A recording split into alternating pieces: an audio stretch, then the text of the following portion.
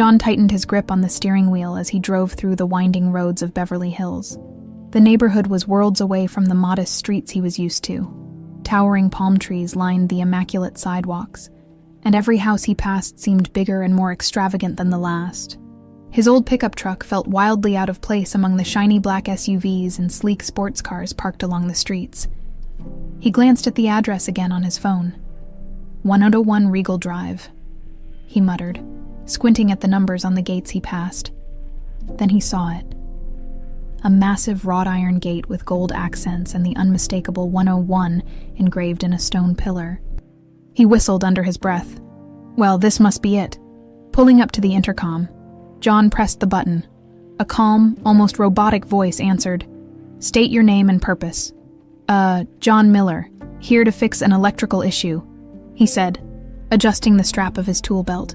The gate creaked open slowly, revealing a long driveway lined with manicured hedges. At the end stood a mansion that looked like it had been plucked straight out of a movie. It was a sprawling white structure with tall columns, large windows, and a fountain centerpiece that probably cost more than his entire house. "Damn," John muttered as he parked his truck near the fountain.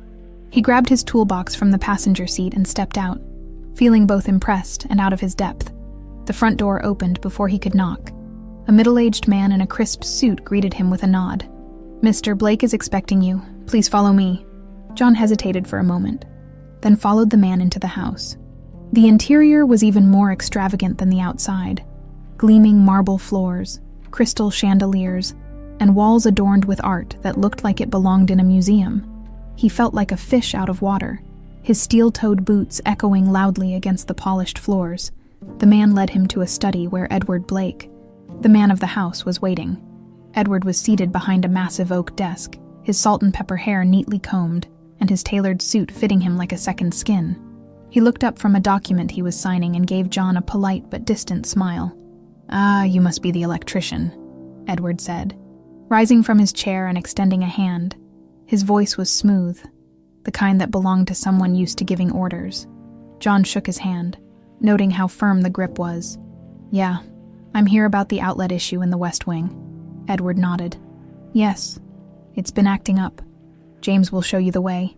As John followed James, he couldn't help but glance around. The hallways were lined with framed photographs, and he caught glimpses of a younger Edward with various celebrities and dignitaries. But as they turned a corner, one photograph stopped John in his tracks. It was a small black frame, tucked between larger, more prominent photos. Inside was a picture of a little boy, maybe 5 or 6 years old, standing in a park. The boy had messy brown hair and a shy smile, but it wasn't the setting or the child's pose that caught John's attention. It was the fact that the boy in the photo was him. John's stomach flipped. His first instinct was that it couldn't be. He moved closer, squinting at the picture. There was no doubt. It was him. Same striped shirt, same gap-toothed grin.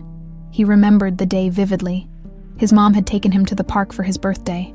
"Something wrong?" James asked, his voice breaking through John's daze.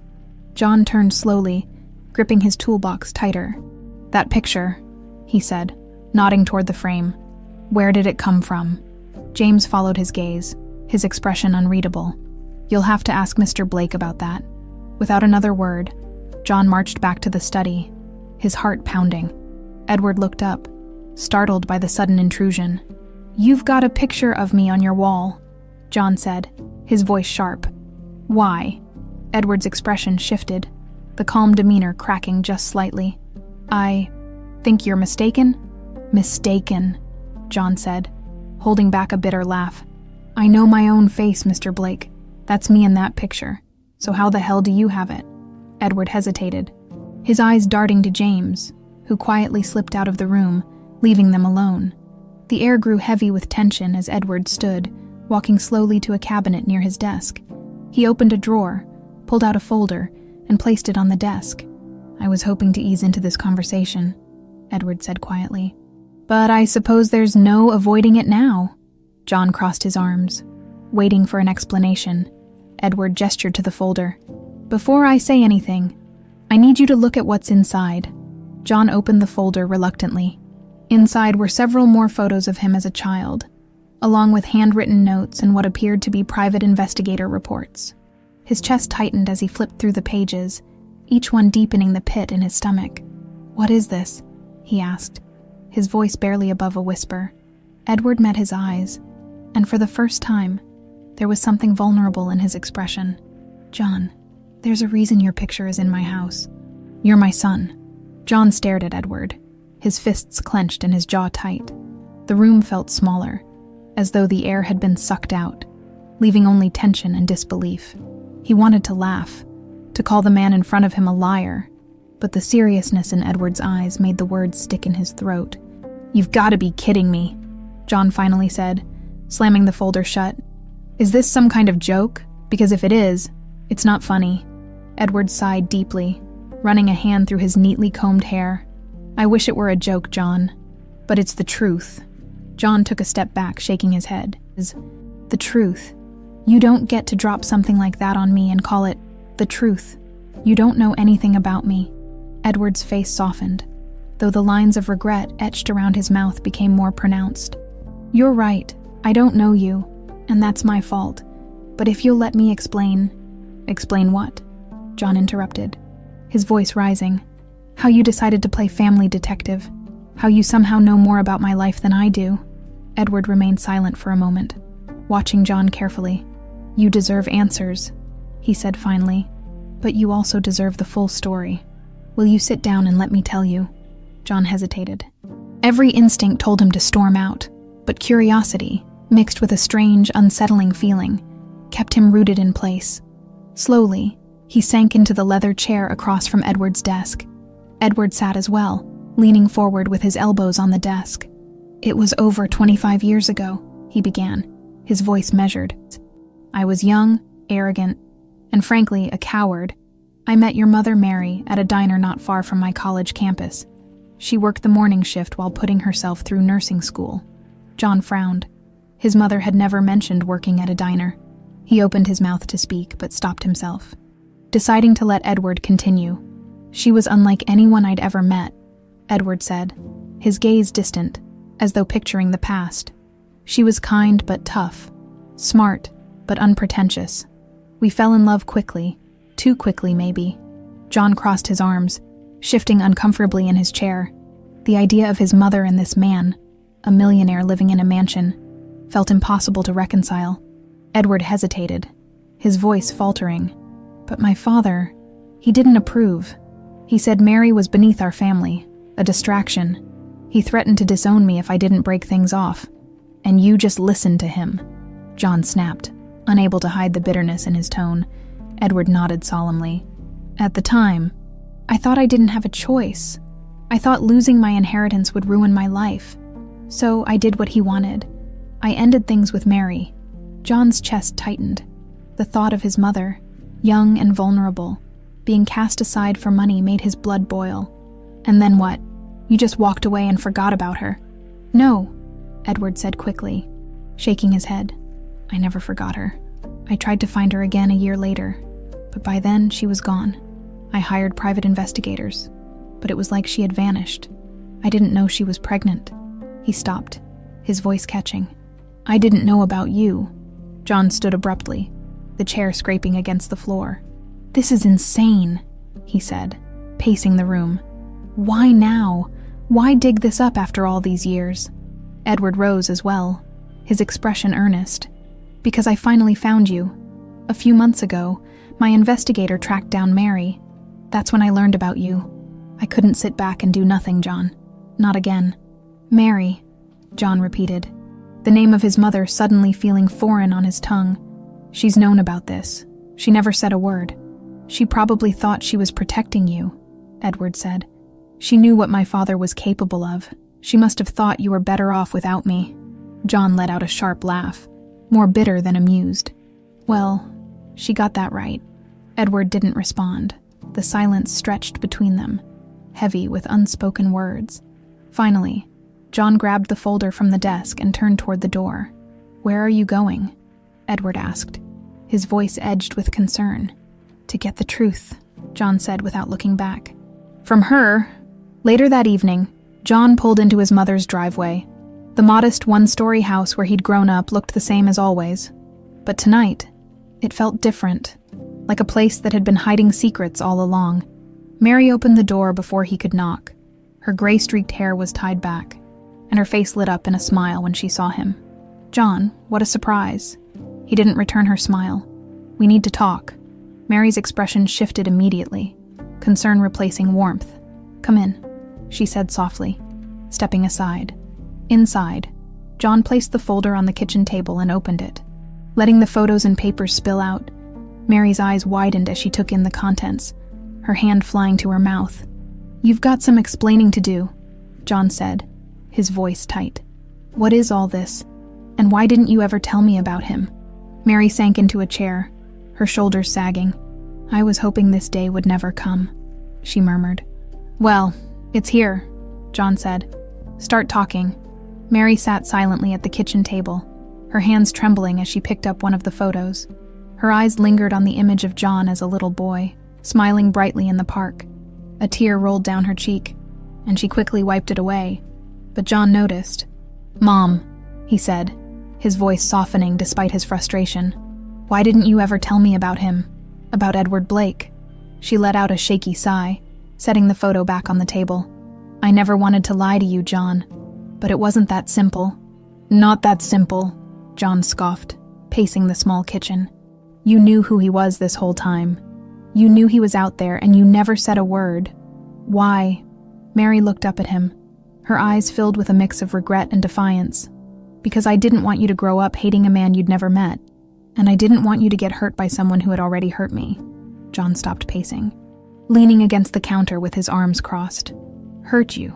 How, Mom?" "He said he loved you. Said he wanted to find you." Mary let out a bitter laugh, shaking her head.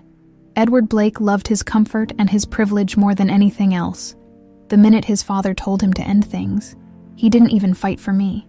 John felt a pang of sympathy for his mother, but it was quickly overshadowed by his own confusion. "So that's it. He made a mistake, and you decided to keep me in the dark forever." Mary's voice grew firm, a tone he rarely heard from her. "It wasn't just a mistake, John. It was a choice that left me alone, scared and pregnant. I didn't know what he was capable of, and I wasn't about to risk your safety."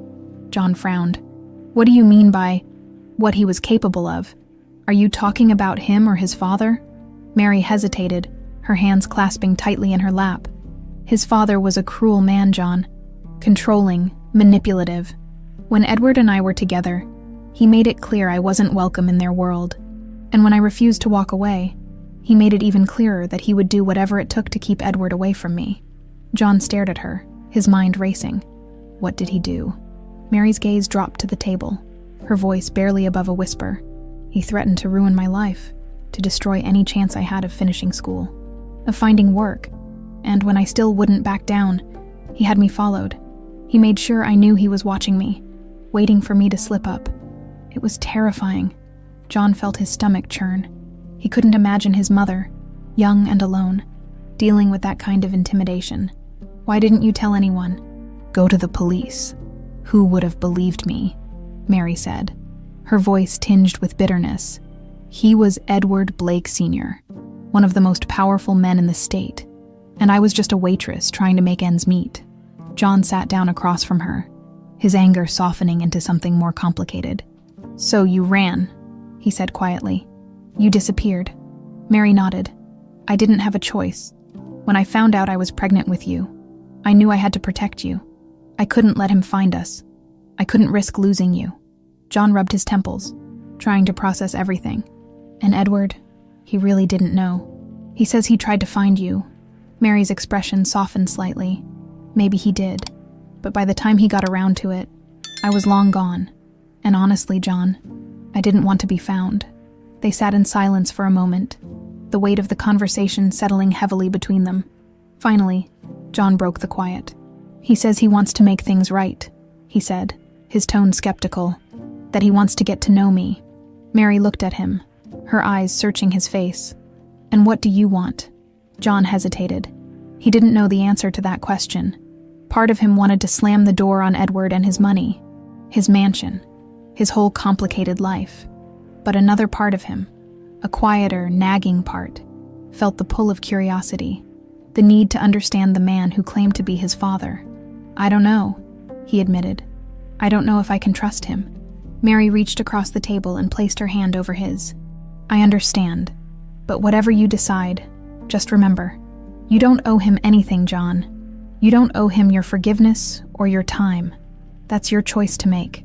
John nodded, though the knot in his chest didn't loosen. What if he's telling the truth? What if he really didn't know? Mary sighed, her shoulders slumping. Then that's for him to prove, isn't it? John stayed for another hour, the conversation shifting to lighter topics. But the tension lingered as he drove home. His mind raced with questions. He replayed Edward's words over and over, trying to parse the sincerity in them.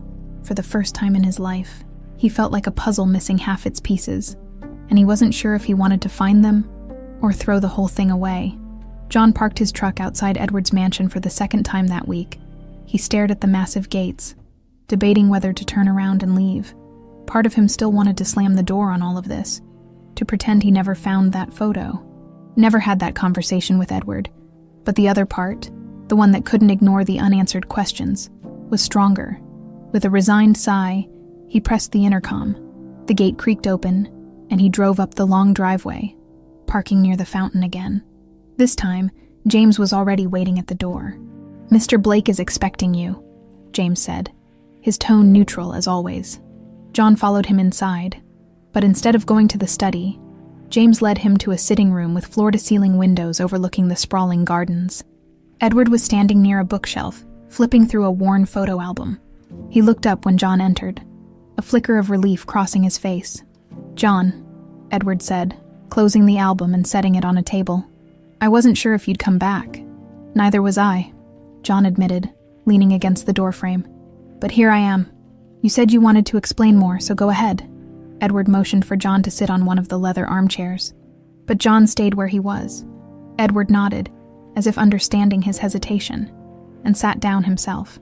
"First, I want to thank you for giving me another chance to talk," Edward began. "I know this isn't easy for you, and I don't take that lightly." "Just get to the point," John said, crossing his arms. Edward took a deep breath. "I already told you about my father, how he forced me to end things with your mother. But what I didn't tell you is how far he went to make sure I never found her again." John frowned. "What do you mean?" "When I tried to reach out to Mary a year after our breakup, she was already gone," Edward said. "At first I thought she'd moved on, maybe started a new life, but something didn't add up. She'd left without a trace. No forwarding address, no contact with anyone we knew." John's jaw tightened. "Yeah, because your father scared her off," Edward nodded. "I didn't know that at the time. I was furious with myself for not trying harder, for not standing up to him when I had the chance. I hired a private investigator to look for her, but every lead turned into a dead end." He paused, his gaze distant. "Years later, after my father passed away, I found out he'd been intercepting all my attempts to contact Mary, letters I sent, phone calls I made. He made sure none of it reached her. He even paid off the private investigators I hired to give me false reports." John's stomach churned. He'd known Edward's father was a manipulative man, but hearing the extent of his interference made his blood boil. "So he just erased her from your life?" "Exactly," Edward said, his voice tight. "And I let him. I didn't fight hard enough, and because of that, I lost you both." John looked away, his emotions swirling. He wanted to hate Edward for his weakness, but he couldn't ignore the pain in the man's voice. "Why are you telling me all this now? What difference does it make?" "Because I need you to know the truth," Edward said.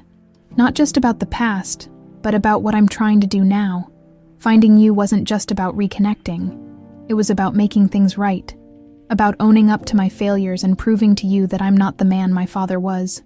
John let out a bitter laugh. "And how exactly do you plan to do that?" "Throw some money my way. Write me into your will." Edward shook his head. "I don't expect you to forgive me overnight, and I'm not trying to buy your forgiveness.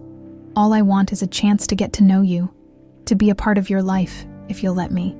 The sincerity in Edward's voice caught John off guard. He had expected more arrogance, more entitlement. Instead, he saw a man burdened by regret, trying to claw his way back from years of mistakes.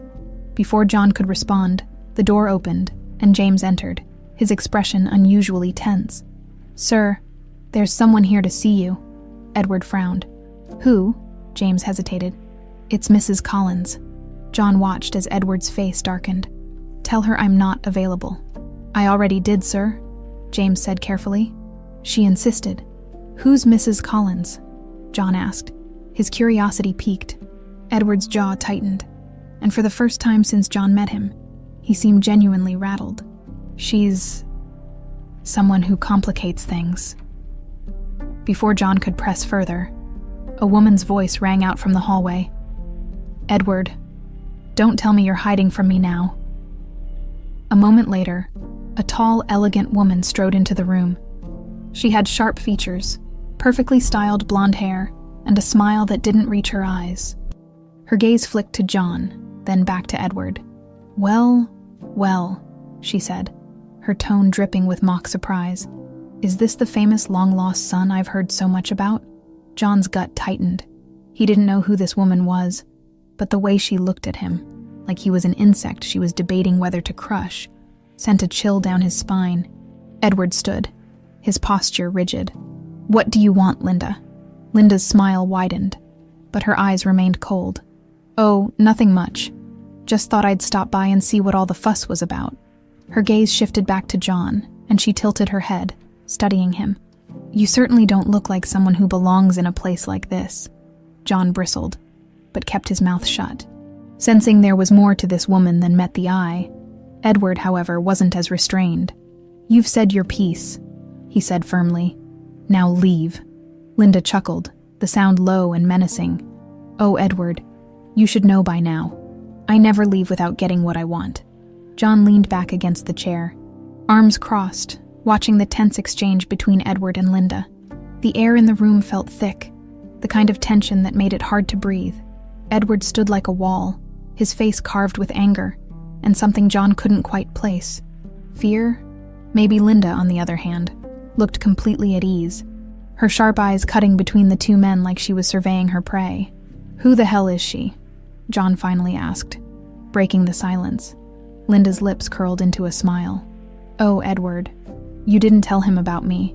That's disappointing, considering how deeply I'm intertwined in your little family history." Edward's voice was cold and measured. "Linda, this isn't the time or place. Leave." But Linda ignored him, her focus now squarely on John. "I suppose introductions are in order, Linda Collins. I was married to Edward's father, which I guess makes me your step-grandmother. Charming, isn't it?" John blinked, processing the words. "You were married to his dad."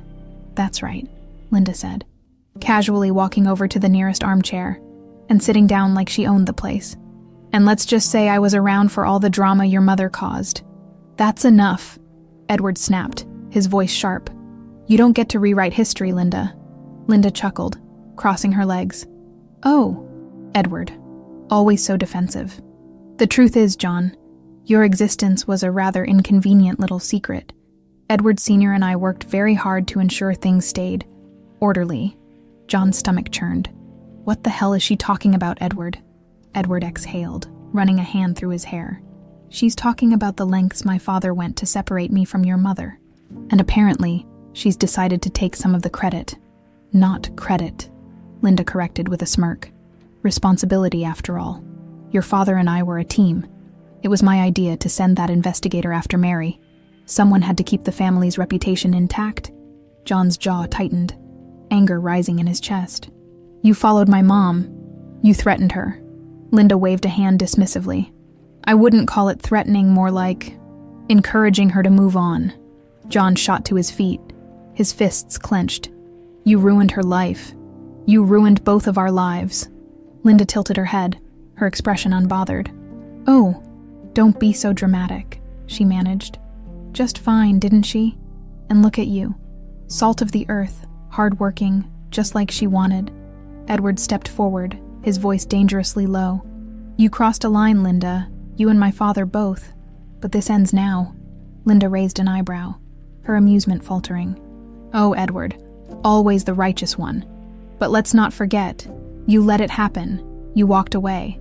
Don't pin all of this on me." Edward flinched at her words, and John felt his anger flare again. "Don't listen to her," John said, his voice sharp. "She's just trying to shift the blame." Linda stood, her composure snapping back into place. "Believe what you want," she said, brushing invisible lint off her sleeve. "But if you think you're entitled to anything from this family, you're sorely mistaken." John frowned. "What the hell are you talking about?" Linda's smile returned, razor sharp. "Let's just say there are certain people who stand to lose a great deal if you suddenly become part of Edward's world. And I wouldn't count on everyone being as welcoming as dear old Daddy here." Edward stepped in front of John, his voice firm. "Enough, Linda. Get out." Linda shrugged, as if she hadn't just threatened them both. "Fine, but don't say I didn't warn you." She turned and strode out of the room, her heels clicking against the marble floor. The sound faded, but the tension she left behind lingered like a storm cloud. John let out a shaky breath, his hands still balled into fists. Who the hell is she really? And why do I feel like this isn't over? Edward sighed, sitting down heavily on the couch. Linda is dangerous. She's always been more interested in power and money than anything else. When she married my father, she saw herself as the gatekeeper of our family legacy. She'll do whatever it takes to keep control. And you let her get away with it, John said, his tone accusatory. Edward looked up, his eyes filled with regret. I didn't have a choice. My father gave her free rein, and by the time I realized how deep her claws were, it was too late. She knew every secret, every weakness, and she used them. John paced the room, his anger simmering just below the surface. So now what? She just admitted to stalking my mom, and she's clearly not done messing with us. Are we supposed to just wait for her next move? Edward straightened, his jaw set. No, we're not. I'm not letting her or anyone else come between us again. The conviction in Edward's voice surprised John. For the first time, he saw a glimpse of the man who might have fought for Mary all those years ago. If circumstances had been different, then what do we do? John asked, his voice quieter now. Edward stood, placing a hand on John's shoulder. We start by digging into the past. If Linda wants to play games, we'll be ready. The following morning, John found himself standing in the kitchen of his small home, staring into a cup of coffee that had long gone cold. The events of the past days weighed heavily on him. His life had been simple, predictable, and now it felt like someone had ripped open a door to a past he never knew existed. A past filled with betrayal, lies, and secrets. His phone buzzed on the counter, snapping him out of his thoughts. The caller ID displayed Edward's name. John hesitated for a moment before answering. What? He said, his tone sharper than he intended. John, Edward began, his voice steady but tinged with urgency. I need to talk to you. Can you come by the house? John rubbed his temples. What now, more family drama? It's about Linda, Edward replied. I've been looking into some things, and there's something you need to see. John sighed.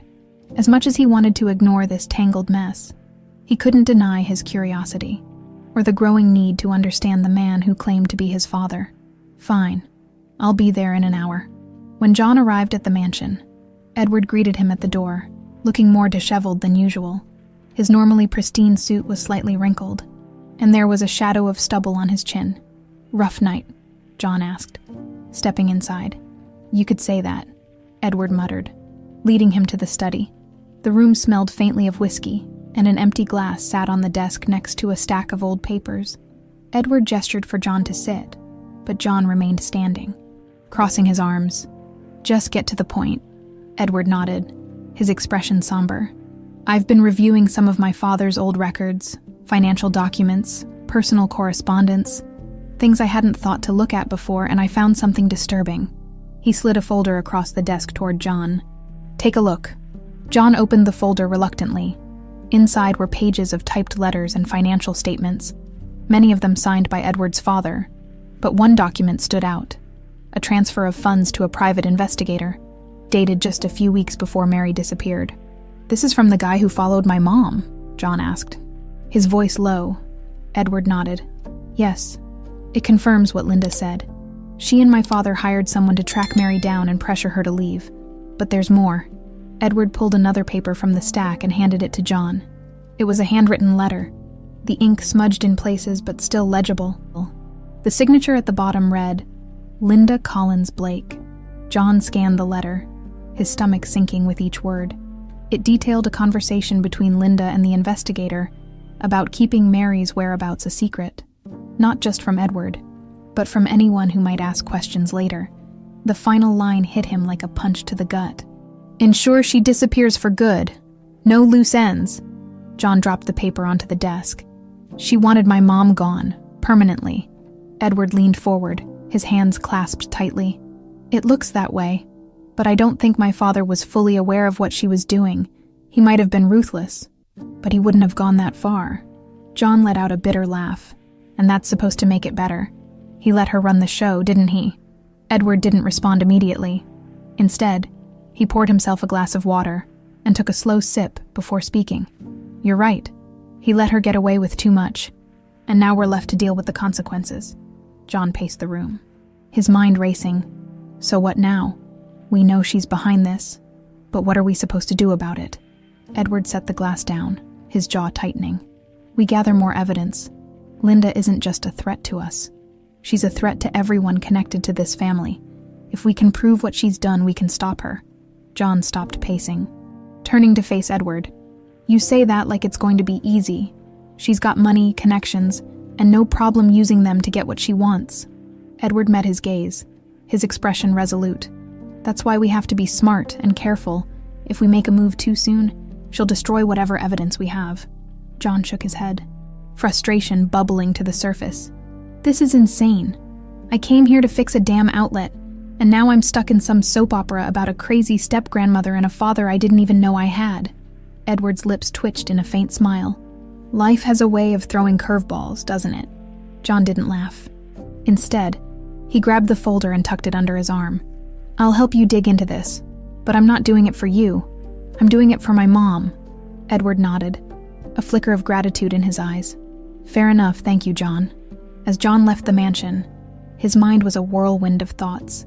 He still didn't trust Edward completely, but the look in his eyes when he handed over the evidence had been genuine.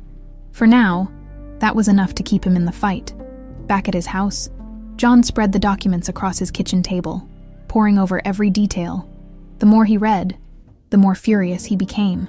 Linda hadn't just manipulated Edward and his father. She had actively destroyed lives to maintain her control over the Blake fortune. His phone buzzed, pulling him out of his thoughts. It was a text from Edward. Be careful. Linda won't go down without a fight. John stared at the message, a chill running down his spine. He didn't need the warning. He already knew Linda was dangerous. The real question was whether he was ready to face whatever came next. The documents spread across John's kitchen table felt heavier than mere paper. Each word, each signature, painted a clearer picture of the lengths Linda Collins had gone to in order to protect her position. The deeper he dug, the more disgusted he became. She wasn't just manipulative, she was dangerous. He flipped through the letters, his eyes landing on another handwritten note. This one wasn't signed by Linda, but by Edward's father. It referred to a significant transfer of funds marked as discretionary services. What made John pause was the date, 2 months before Edward Blake Sr.'s death. John leaned back in his chair, his heart pounding. Discretionary services, he muttered to himself. What the hell does that mean? He pulled out his phone and snapped a picture of the letter. His gut told him it wasn't a coincidence, and he needed Edward's take on it, as he began organizing the papers back into the folder. A loud knock at the door startled him. Who's there? He called out, his voice sharp. Just open the door, Miller, a familiar voice replied. John frowned as he opened the door to find James, Edward's loyal assistant, standing there with a folder in hand. He looked as composed as ever, but there was something different about his expression, an urgency that was uncharacteristic of the stoic man. James, John said, stepping aside to let him in. What are you doing here? James walked in, glancing around before lowering his voice. Mr. Blake asked me to deliver this to you. He thought it might help you understand what's at stake. John took the folder, his frown deepening. What is it? Details about Linda's past dealings, James said. But it's not just about her. There are connections that go beyond the Blake family. Connections? John asked, flipping open the folder. Inside were copies of financial statements, legal documents, and what appeared to be surveillance photos of Linda meeting with various people. One name stood out immediately: Donovan Security Services. John's stomach twisted. "This name keeps coming up," he said, pointing to the company. "What do they have to do with this?" James hesitated. "They're a private firm, one with a reputation for operating in the shadows. They were hired by Mr. Blake Sr. for, let's say, sensitive matters." John's eyes narrowed. "And by sensitive, you mean illegal?" James gave a small nod. "Possibly there's evidence suggesting they were involved in activities ranging from intimidation to worse." John's pulse quickened. "Are you saying they might have had something to do with his death?" James straightened, his expression carefully neutral. "I'm saying it's a possibility worth exploring." Later that evening, John sat in his truck outside Edward's mansion, his hands gripping the steering wheel. The folder James had delivered sat on the passenger seat, and his mind was racing with questions. He wasn't sure if he was ready to face whatever truth was waiting for him inside, but he knew he couldn't back out now. Taking a deep breath, he grabbed the folder and headed to the door. James let him in without a word, leading him straight to Edward's study. Edward looked up from his desk as John entered, his face lined with exhaustion. "You found something," he said, more a statement than a question. "Yeah," John replied, dropping the folder onto the desk. "And I'm guessing you already know what it is." Edward opened the folder, scanning the documents. His jaw tightened as he flipped through the pages, his silence speaking volumes. "So," John pressed, "are you going to tell me what Donovan Security Services really is?" Edward closed the folder. Leaning back in his chair, "They're trouble," he said simply. "My father hired them for years to handle certain issues. Linda continued to use them after his death." John's hands clenched into fists. "Issues like threatening my mom." Edward nodded reluctantly. "Among other things." "And now what?" John asked, his voice rising. "You think they had something to do with your dad's death?" Edward hesitated, his gaze dropping to the folder. "I don't know, but if they did, Linda would be the one to know. She had access to all his accounts, all his contacts. If there's a connection, it's through her." John shook his head. "John," frustration bubbling over. "This is insane. She's not just some bitter ex. She's dangerous. And if we're right, she's not going to stop until she takes everything."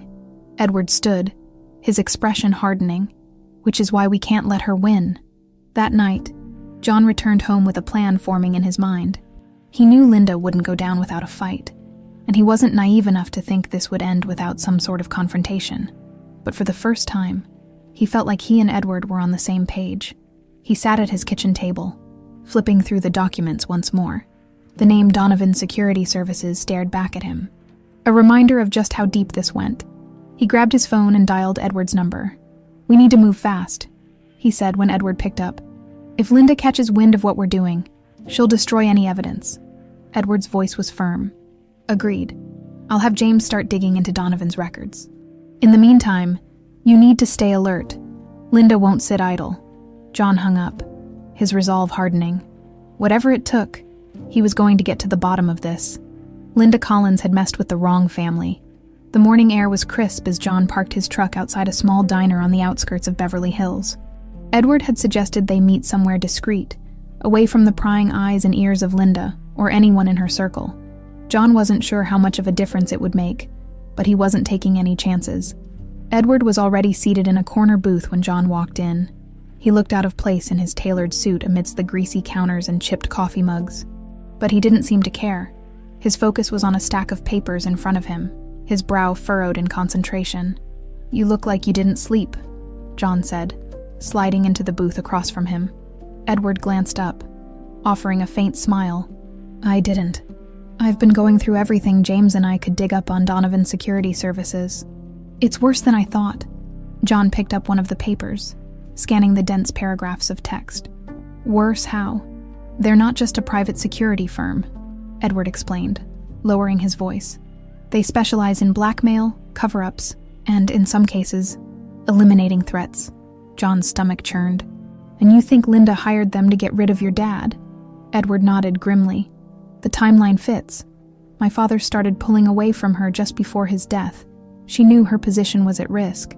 Hiring Donovan would have been a way to secure her control over the family fortune. John exhaled slowly, trying to process the weight of Edward's words. So, what do we do now? Edward leaned forward, his voice firm. We need proof. Something that ties Linda directly to Donovan's operations. John frowned. And how exactly are we supposed to get that? She's not just going to hand over a confession. Edward smirked faintly. No, but she's made mistakes before. James managed to find a connection.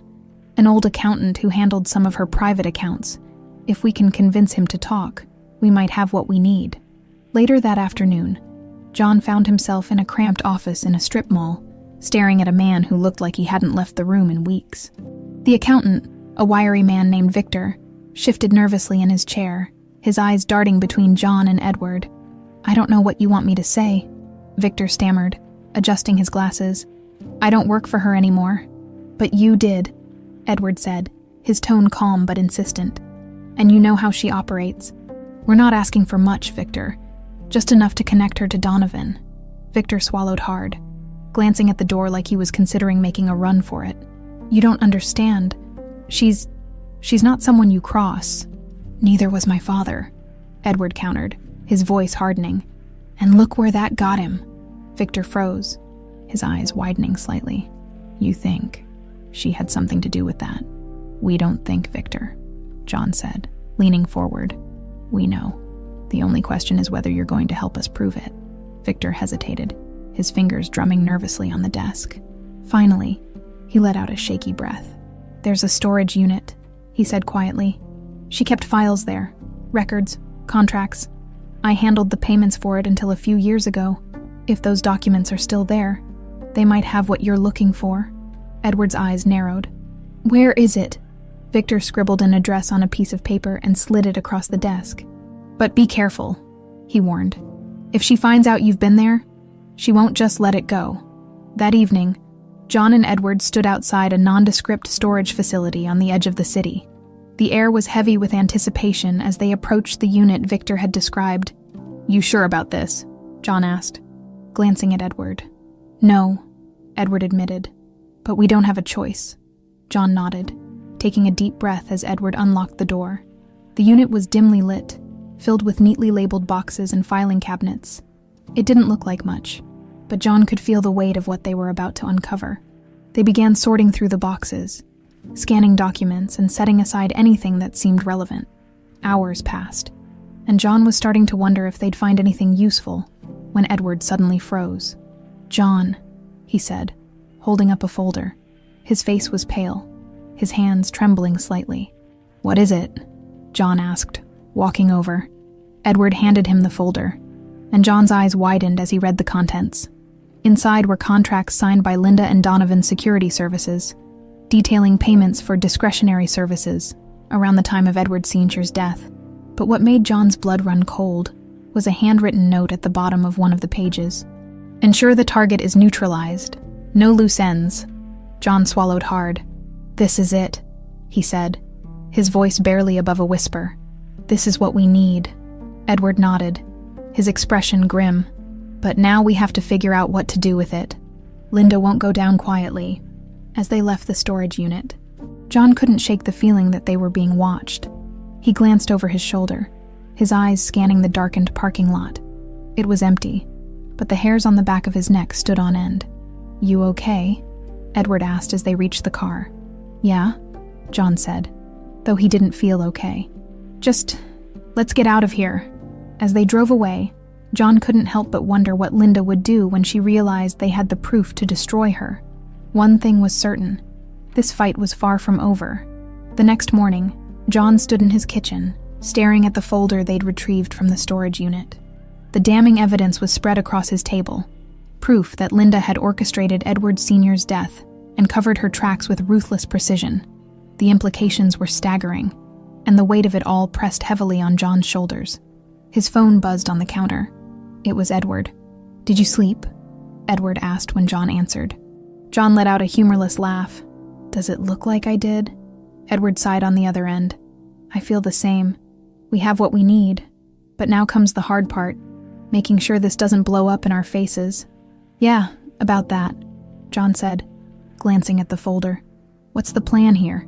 We can't exactly walk into the police station and hand this over without Linda finding out." "I know," Edward said. "That's why I've reached out to someone I trust, a friend in law enforcement. He's agreed to meet us this afternoon." "You trust him?" John asked, his tone skeptical.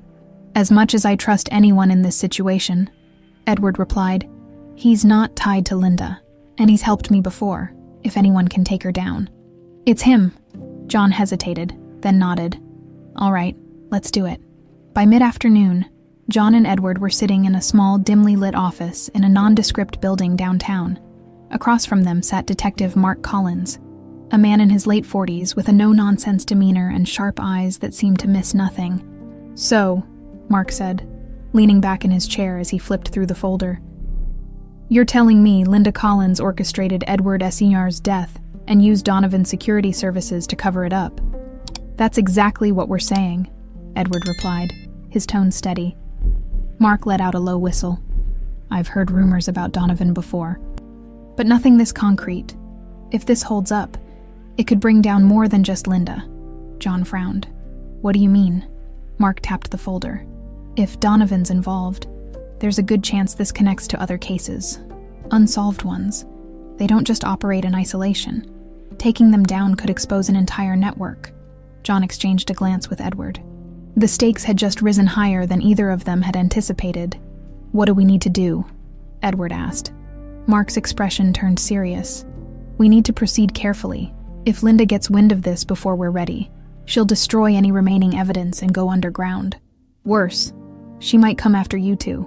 John felt a chill run down his spine. "So what's the play?" "I'll start by corroborating what you've given me," Mark said. "I'll need a few days to cross-check these documents and see if I can link Linda to other Donovan clients. In the meantime, you two need to stay low. Don't give her any reason to suspect you're onto her." Edward nodded, but John felt uneasy. Linda wasn't the type to sit idle, and the thought of what she might do if she suspected their plan made his stomach churn. That evening, back at his house, John tried to distract himself by fixing a leaky faucet in the bathroom, but his mind kept drifting to the folder and the conversation with Mark. He couldn't shake the feeling that they were being watched, that Linda was already a step ahead. His phone buzzed on the counter. It was a text from Edward. "Stay alert. I've got a bad feeling about this." John was about to reply when he heard a noise outside. He froze, listening carefully. It was faint but distinct, the crunch of gravel underfoot. Grabbing a wrench from the counter, he crept toward the window, peering out into the darkness. At first, he saw nothing, but then a shadow moved near the edge of his property. His pulse quickened. "Who's out there?" he called, stepping onto the porch. The shadow froze for a moment before disappearing into the darkness. John's heart raced as he scanned the yard, but whoever it was had vanished. The next morning, John and Edward met again, this time at a small park away from prying eyes. Edward looked as tense as John felt, his suit slightly rumpled, and his face lined with exhaustion. "Something's off," John said, as they walked along a quiet path. "Last night, I swear someone was outside my house." Edward frowned. "Did you see who it was?" "No," John admitted. "But it's got to be her people. She knows something's up." Edward cursed under his breath. "If Linda's onto us, we need to move faster. Mark said he needed a few days, but we might not have that long." John nodded. "So what do we do?" Edward stopped, his gaze hardening. "We push her. Force her to make a mistake." John raised an eyebrow. "And how do we do that?" Edward hesitated, then pulled out his phone. "We let her know we're not afraid of her. If she's watching, we use that to our advantage. I'll reach out. Arrange a meeting she won't be able to resist." John's stomach twisted at the thought of confronting Linda directly, but he knew Edward was right. If they waited too long, she'd find a way to strike first. "All right," John said, his voice steady. "Let's do it." That evening, Edward sent Linda a message through one of her known associates, arranging a meeting at an upscale restaurant downtown. The bait was simple. He claimed to have information she'd find valuable, something that could impact the Blake family legacy. John watched as Edward typed out the message, his own nerves fraying. "You sure about this?" "No," Edward admitted, hitting send. "But it's our best shot." The trap was set, now.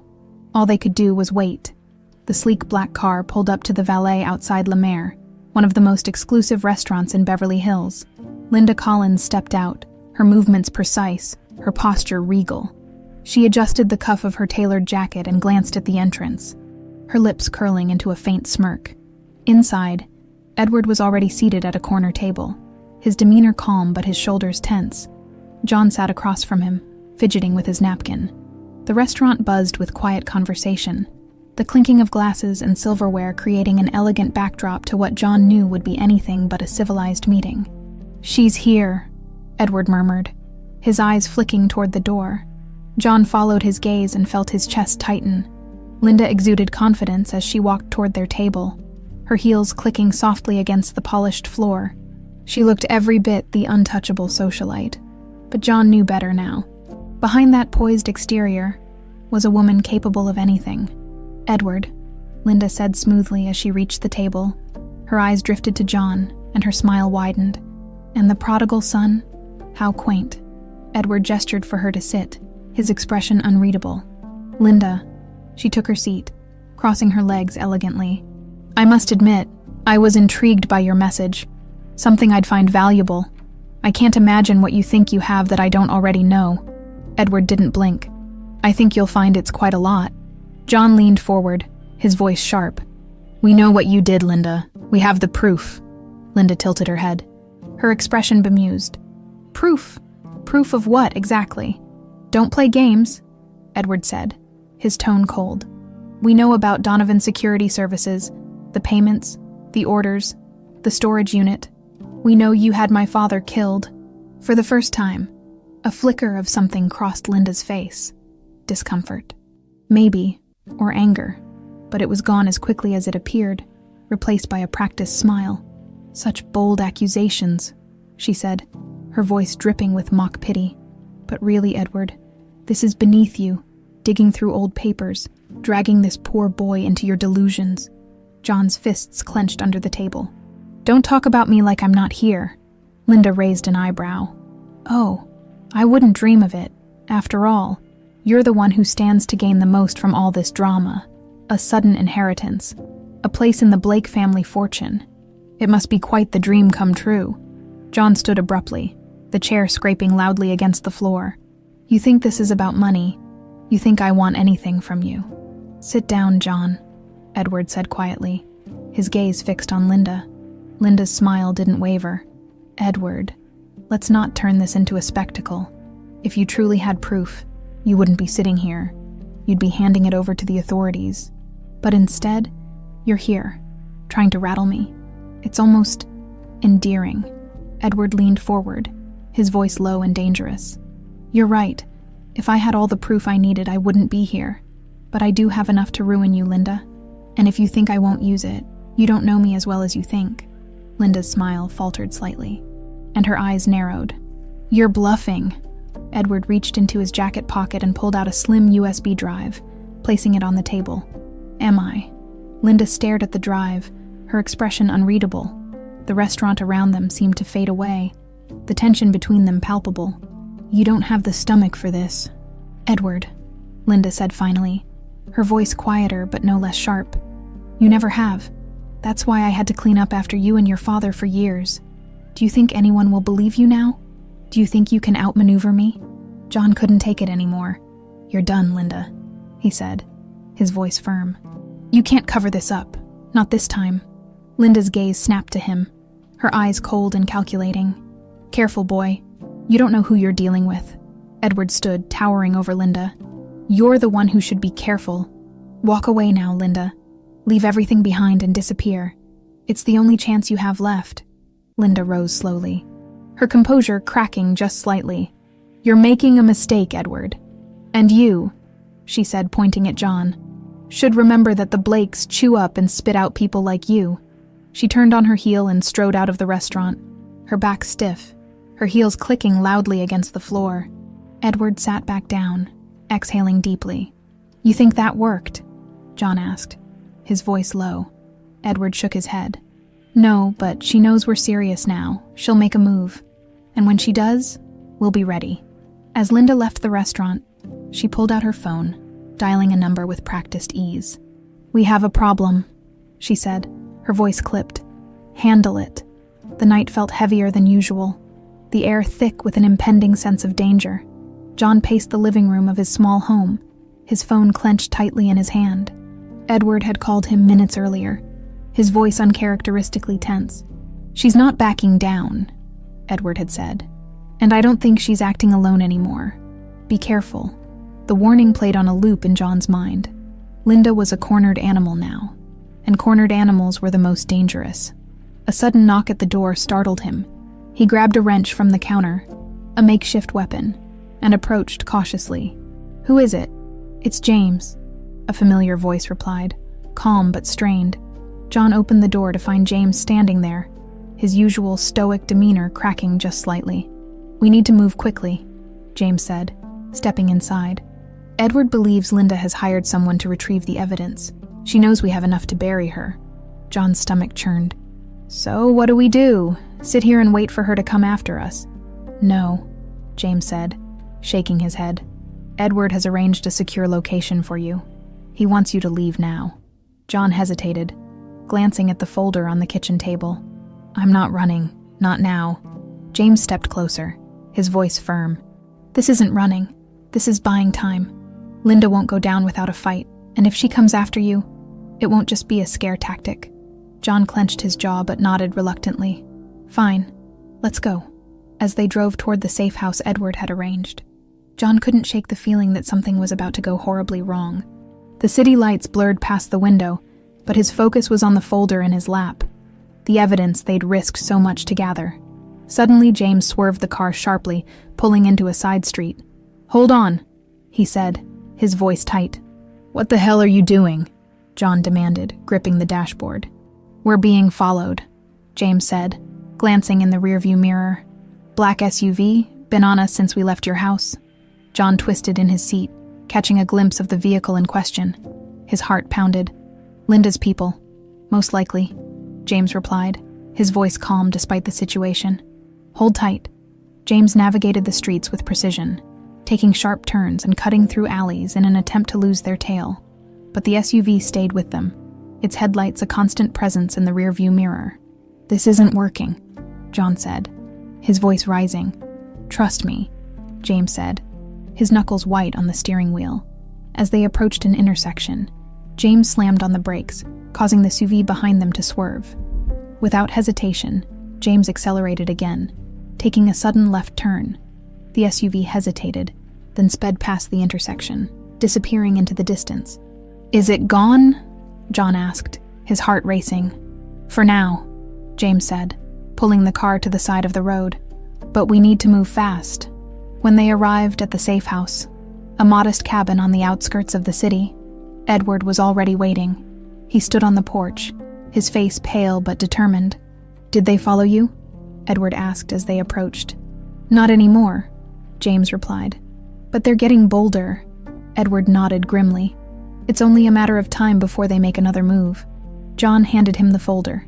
"This is what they want. If it's this important to them, why not just take it to the cops now?" Edward shook his head. "We need to be strategic. Mark is still building the case, and if Linda suspects we've already turned it over, she'll disappear before we can stop her." "So what do we do?" John asked, frustration lacing his voice. Edward met his eyes, his expression hardening. "We make her come to us." That night, Edward sent Linda a message, one designed to lure her into a trap.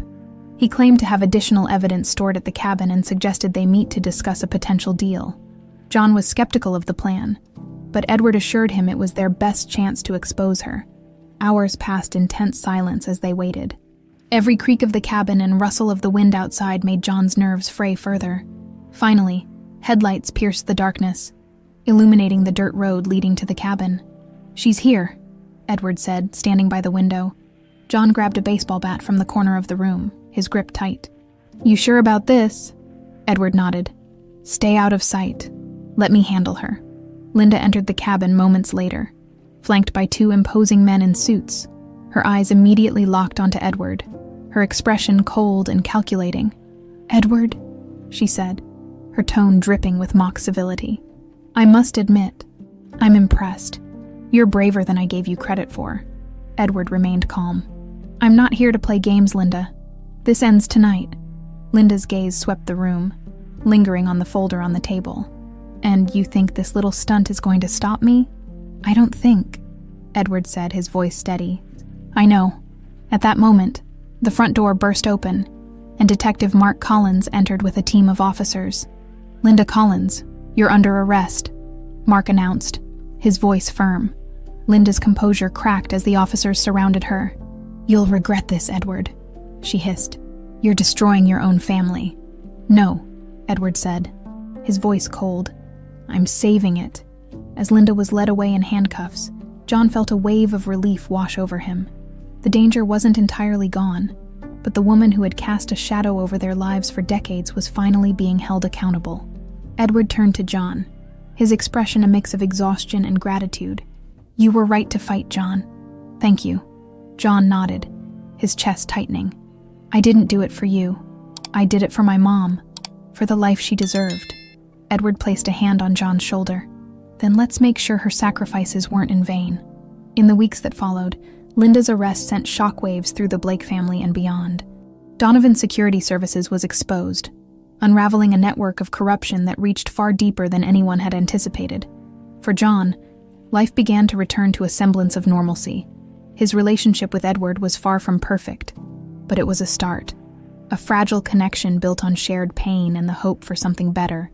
As he stood on the porch of his home one evening, watching the sun dip below the horizon, John allowed himself a rare moment of peace. The road ahead wasn't easy, but for the first time in his life, he felt like he was exactly where he was meant to be.